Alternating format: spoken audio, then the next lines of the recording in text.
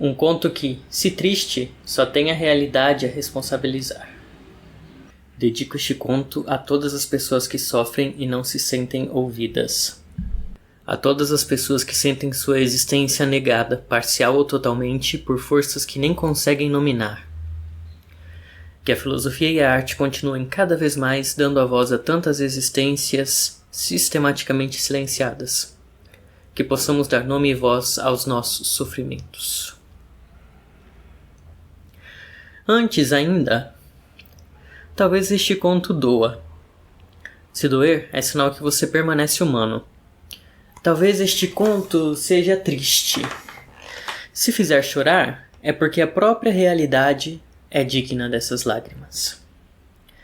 Mas algo este autor garante. Este conto não foi escrito de um lugar de desespero, mas sim de esperança. Dói receber o diagnóstico, descobrir a doença, esperar por novos exames, mas sem isso não há tratamento, muito menos cura. Peço desculpa se o conto lhe abalar, mas mais ainda peço que transforme isso em indignação e no ímpeto de colaborar com a discussão crítica do presente e com a construção de um futuro, onde a história do nosso querido João da Silva se pareça mais com uma ficção do que com realidade. João da Silva, Gente como a Gente. Conto de José Augusto dos Santos, 17 de janeiro de 2023. João tinha 32 anos de idade. Nascido em família pobre, João cresceu na periferia de uma cidade do interior. Desde que se entendia por gente, já ouvia falas de pessoas à sua volta que pareciam entendê-lo por outra coisa. Mesmo na escola, era vez ou outra vestido com aquelas palavras: quando crescer, esse daí vai ser ladrão. Nem compensa ensinar a ser gente. Mas João sabia que ele era gente, mesmo o mundo lhe dizendo o contrário. Carregava consigo essa certeza, porque seus pais eram gente, e da mais honesta e esforçada gente. Aprendeu com eles a ser assim e teve naqueles dois o testemunho de que a sociedade se enganava ao esperar o pior de você apenas pelo tom da sua pele. Não foi fácil, no entanto, para João crescer naquele mundo sorrateiramente suplicando para que ele deixasse de ser o filho dos seus pais. O crime sempre foi mais democrático que o caminho dos honestos. Por anos ele trabalhou muito para ganhar pouco, enfrentou os julgamentos das pessoas e ouviu esperançosamente a promessa da salvação pela meritocracia, sempre recusando a vida desonesta na qual viu tanto se apegarem. Recusou até não poder mais. Sua filha estava doente. O salário seu e de sua esposa não eram o bastante para os remédios da pequena. Não haveria nada no mundo que João, tão amoroso como seus pais lhe ensinaram a ser, não faria para salvar sua criança. E bem ali, do outro lado da rua, estava a única solução que todo o seu mérito pôde lhe garantir naquela sociedade. Teria de participar de algo sujo? Sim. Teria de estar naquele mundo do crime? Sim.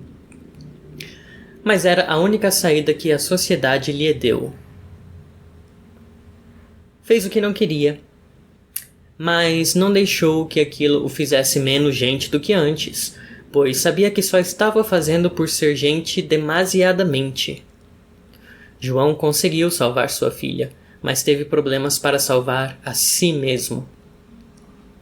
Alguns anos na cadeia conduziram-no a pensar não sobre a injustiça que ele teve de cometer por amor à filha, mas sobre a injustiça que cometeram contra ele por meio daquela profecia proferida e autorrealizada por aqueles que João desconfiava pudessem não mais ser gente.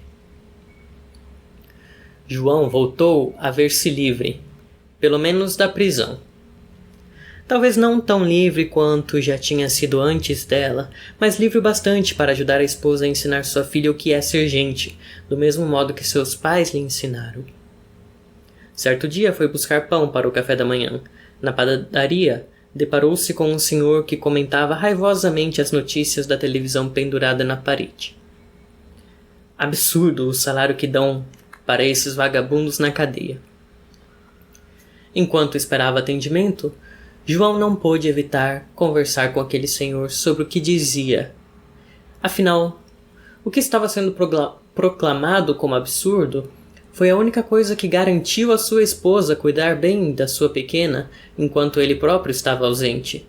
Do contrário, poderiam ter sido 2 na cadeia e uma no orfanato. Sendo mais gente do que jamais tinha sido na sua vida, João se dispôs a conversar com aquele senhor, querendo lhe mostrar que o absurdo era outro, que a injustiça começava em outros lugares e fazia outras vítimas de forma muito mais cruel, perversa e determinada que um honesto pagador de impostos pode sentir na pele. Mas João não conseguiu ser visto como gente por aquele senhor. Talvez já não fosse enxergado como tal tão logo entrou na padaria, mas ao discordar dele para defender outros que seriam qualquer coisa menos gente, João foi transmutado em um demônio. Antes fosse mesmo um demônio ou qualquer outro ser perverso que não carrega dentro de si esperança e honestidade. João tentou contar sua história ao Senhor, querendo lhe mostrar como as coisas não são tão simples assim. Mas tudo que o Senhor pareceu ouvir foi a declaração de um criminoso aguardando a punição que o Estado não foi capaz de lhe dar. Ladrão!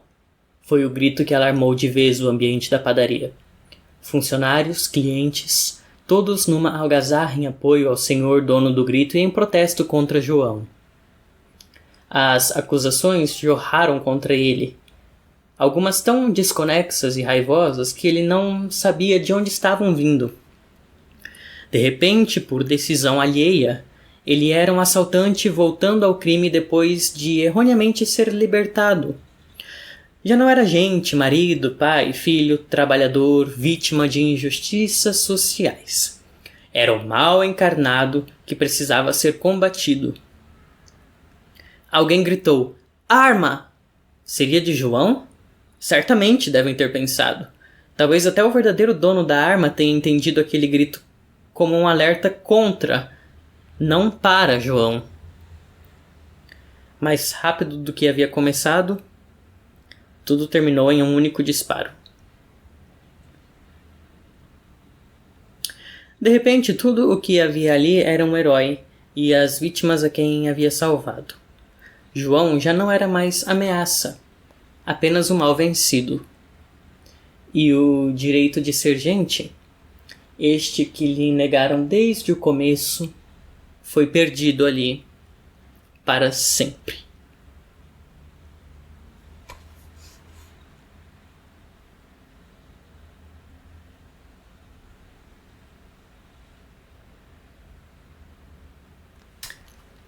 Adorei o final. Adorei o final porque foi inesperado pra mim, porque tava tudo indo tão... Aí de repente arma, e aí de repente um único disparo e tudo se resolve no último parágrafo. A história, né, no caso. Foi um final bem súbito. Assim como a própria morte do personagem. A gente também observa que a contradição do João no momento em que ele mais, como o narrador coloca, né, sendo mais gente do que jamais tinha sido na sua vida, é exatamente o momento onde ele morre. Alguém gritou arma. Seria de João? Certamente devem ter pensado. Talvez até o verdadeiro dono da arma tenha entendido aquele grito como um alerta contra, e não para João. Adorei essa parte. Muito legal essa condução até o final. E é tão curto, né? Quanto tempo eu fiquei lendo? Uns 8 minutos, talvez? É um bom conto. Vou avaliar aqui com 5 estrelas.